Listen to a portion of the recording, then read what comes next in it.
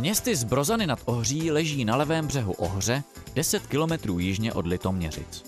Současným starostou je inženýr Václav Bešta, který tak zastupuje 1140 obyvatel, včetně druhé části obce Hostěnic. Ačkoliv první písemná památka o Brozanech je z roku 1276, původní románské zdivolodi brozanského kostela však svědčí o jejím dřívějším vzniku. Zastupitelstvo obce již několik let zvažovalo nákup vhodné techniky pro údržbu neustále se rozvíjející obce, několika místních sportovišť, včetně fotbalového areálu. V roce 2008 zastupitelstvo oslovilo několik dodavatelů komunální techniky. S nejucelenější nabídkou uspěla společnost Pekas v Roudnici nad Labem s víceúčelovým komunálním traktorem Antonio Carraro TTR 4400 HST. Pro začátek bylo zvoleno příslušenství především pro sečení travnatých ploch. Aplikovány jsou tedy nožová sekačka s výškově vyklápěným kontejnerem, čelní mulčovač a příkopové rameno s dosahem 2,5 metru. Válcový kartáč pro zimní i letní údržbu chodníků i přepravní hydraulický výklopný vlek jsou přínosem nejen pro zaměstnance místních technických služeb, ale i pro všechny občany.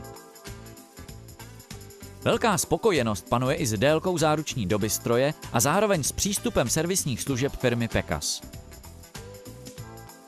Pro malé a středně velké obce, které nemohou nakupovat drahé jednoúčelové stroje, je podle našich zkušeností víceúčelový komunální traktor Antonio Carraro nejlepší volbou.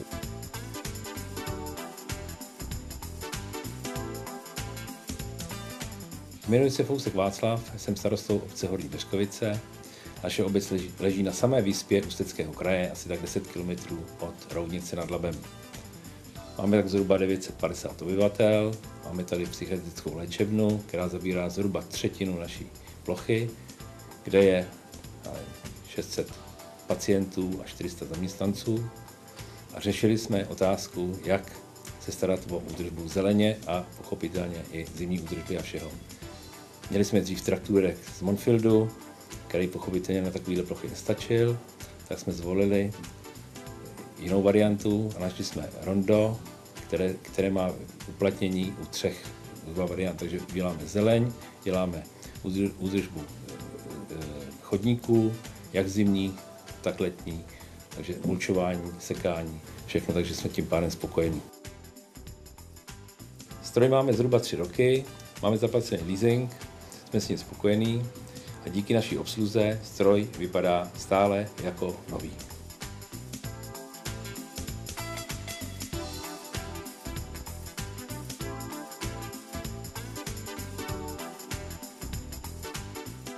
Takže jmenuji se Adam Lekeš, jsem zaměstnancem psychiatrické léčebny Horní Beřkovice, kde jezdím na stroji Antonio Carraro TTR 4400 HST. Předtím, když jsme tu měli traktůrek od firmy Wisconsin, tak jsme zjistili, že vlastně na tu plochu, kterou tady máme, těch 20 hektarů, ten stroj prostě nestíhá a je to na něj moc.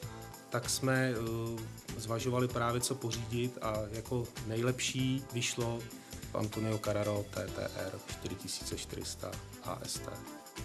Během krátké chvíle jsem se se strojem seznámil a jsem schopen vykonávat jakoukoliv činnost.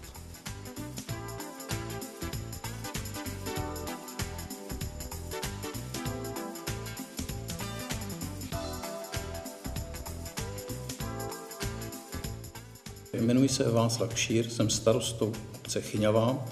Obec Chyňava byla založena roku 1341 Janem Lucemburským, který se rozhodl vysadit 2 vesnice do křivoklácích lesů. Byly vysazeny vesnice Hudlice a Chyňava. V současné době obec má 1700 obyvatel a spadá pod ní 5 obcí. Vybírali jsme dlouho nějakou techniku. Potřebovali jsme nahradit staré traktůrky a sekačky a potřebovali jsme stroj, aby byl robustní. A jak už jsem řekl, máme 5 obcí a musíme přejíždět z jedné obce do druhé a ty obce jsou od sebe vzdáleny 8 kilometrů a to není možné s tou původní technikou, kterou jsme měli. K tomuto stroji jsme si zakoupili pouze kartáč zametací a mulčovač. Protože je letní období, tak využíváme v současné době jenom ten mulčovač. jsme s tím spokojeni, protože ty terény, které jsou tady kolem Chyňavy, jsou nerovné a tímto strojem celkem se nechají tyto plochy upravit dobře. Tento stroj jsme si vybrali právě u Rakovníka v Senomatech, protože to jsme dost blízko. Máme to tím pádem se servisem perfektně zajištěno. Pro zimní údržbu máme připraven kartáč. Ten budeme používat na zametání chodníků. Budeme to zkoušet, protože léto tak jsme zatím nemohli ho vyzkoušet. Jsme na to připraveni. No a pokud se to osvědčí, tak nakoupíme další stroj nebo další příslušenství k tomuto stroji. Podařilo se nám sehnat na tento stroj jako obsluhu jednoho důchodce, který už ve svém zaměstnání podobný stroj obsluhoval, je zodpovědný, o stroj se stará a tak věříme, že nám bude dlouho a dlouho sloužit. Věřte mi to nebo ne, ale od té doby, co to máme, tak máme všechno posekané. Takže jmenuji se Petr Liška, jsem starostou obce Malé Žernoseky v okrese Litoměřice. Obec Malé Žernoseky má 740 obyvatel, je obcí velmi starou, když na množství památek, které se v obci nachází, to není příliš znát. O to více snažíme udržovat venkovní prostranství, zelené plochy, parkové plochy, kterých v naší obci máme značné množství. Jsme obcí, která se nachází v Českém středohoří, v krajině, která je velmi krásná a hojně navštěvována turisty. Tato záležitost byla také jednou z motivací, proč jsme se rozhodli pořídit techniku pro údržbu zelených ploch. Do doby, než jsme se porozhlédli po vhodné technice, tak jsme většinu ploch, většinu veřejných prostranství udržovali ručními stroji, což znamenalo značný počet lidské síly, kterou jsme nemohli využít na jiné aktivity v obci, které byly také potřeba. Takže zhruba rok jsme se porozlíželi na trhu, jaký stroj, jaká technika by byla pro nás vhodná. Hledali jsme stroj univerzální, který by nám zajišťoval jak zimní, tak letní údržbu. Z několika strojů, které se nám zdály vhodné, jsme nakonec vybrali stroj TTR od firmy Pecas, od výrobce Antonio Carraro. A k němu jsme pořizovali několik nářadí pro jednotlivé druhy údržby, pro jednotlivá období. Takže jsme pořídili stroj na sekání, na zametání, na odmetání sněhu, na posyp zimní, pořídili jsme příkopové rameno, pořídili jsme i vysavač na drobné nečistoty, na listí, především na papírky a podobné věci, na údržbu těch zpevněných ploch. A samozřejmě pořídili jsme i vlek na převážení materiálu. To byla taková ta vhodná kombinace, protože jsme se snažili stroj pořídit samozřejmě s nějakou vhodnou dotací, která se podařila najít právě v záležitostech nakládání s odpady.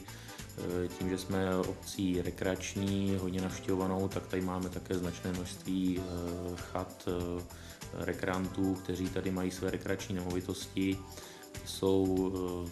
Tyto rekreační nemovitosti jsou umístěny v kopcovitém terénu, který je pro běžnou silniční techniku hůře dostupný, takže vhodným dotačním titulem byl dotační titul Krajského úřadu Ústeckého kraje v rámci projektu nakládání s odpady. Takže část technik nebo část toho stroje pro svážení odpadů jsme pořídili v rámci tohoto dotačního titulu. Zbytek toho nářadí jsme nakoupili z vlastních nákladů.